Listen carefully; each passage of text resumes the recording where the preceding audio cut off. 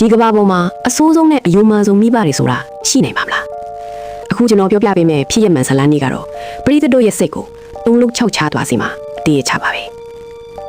ဖလော်ရီဒါပြည်နယ်မှာနေထိုင်တဲ့ဂျယ်ရာနဲ့သူမရဲ့ရည်စားချားစ်တို့မှာနှစ်အရွယ်ချစ်စရာကောင်းတဲ့သမီးလေးရှာရန်ရှိပါတယ်ဒါပေမဲ့သူတို့အိမ်မှာသူတို့၃ယောက်တည်းရှိနေတာမဟုတ်ပါဘူးသူတို့နဲ့အတူအေကန်ထဲမှာ10ပေခွဲလောက်ရှိတဲ့ဗမာစပါးအုံးမွေကြီးတကောင်လည်းအတူတူနေထိုင်နေတာပါ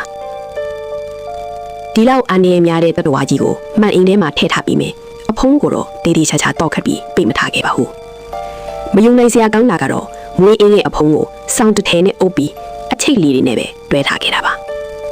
တောထဲမှာမိချောင်းတွေဟိုတောင်အနိုင်တိုက်ပြီးမျိုးချွတ်နိုင်တဲ့ဒီလိုတတော်ဝါဆိုးကြီးကိုစောင်းတထဲနဲ့တားဆီးထားနိုင်မယ်လို့သူတကယ်ပဲထင်ခဲ့ကြတာလားဒါပေမဲ့တကယ်တော့ဒီမွေကြီးဟာတလအတွင်းမှာတင်အပြင်ကို30ချိန်ထက်မနည်းထွက်ပြေးခဲ့ပူပါတယ်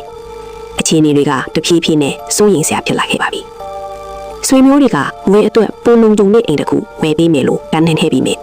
ဂျယ်ရန်နဲ့ချားစ်တို့ကတော့လုံးဝညှင်းဆန်ခဲ့ကြပါတယ်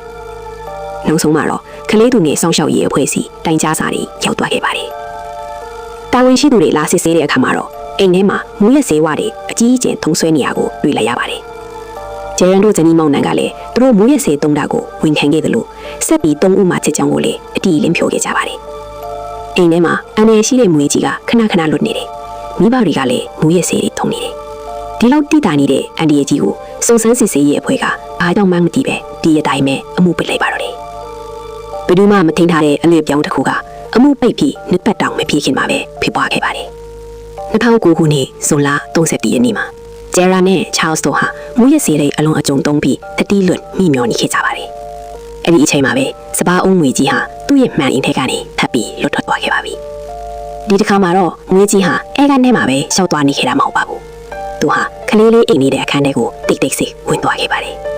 ခလေးလေးရှာရန်ရဲ့အိယာထဲကိုငွေကြီးဝင်သွားတဲ့အချိန်မှာခလေးလေးခင်ဗျာဘာမှတောင်မသိလိုက်ရပဲအသက်ဆုံးရှုံးသွားခဲ့ရပါတယ်ရဲတွေရောက်လာတဲ့အခါမှာတော့အရာအားလုံးကနောက်ကျသွားခဲ့ပါပြီဒါဟာမတော်တာစားမှုတစ်ခုမဟုတ်ပါဘူးကျူတင်တတိပေးချက်တွေကိုလစ်ရှုခဲ့တယ်ကိုရင်သွေးထက်မူရက်စေးကိုပို့ချစ်ခဲ့တယ်မိဘတွေရဲ့ပေါ်စားမှုကြောင့်ဖြစ်လာရတယ်ကြည်ခွဲစရာဖြစ်ရတစ်ခုပါပေးတဲ့တော့ဘယ်လိုဖြစ်လဲဒီလိုအဖြစ်မျိုးမှာဘယ်သူမှအဖြစ်အဆိုးဆုံးလို့ထင်ကြပါသလဲအဖြစ်နဲ့တဲ့ခလေးလေးတယောက်ရဲ့အသက်ဟာလူကြီးတွေရဲ့မိတ်မဲမှုကြမှာပိတ်ဆက်သွားခဲ့ရပါပြီ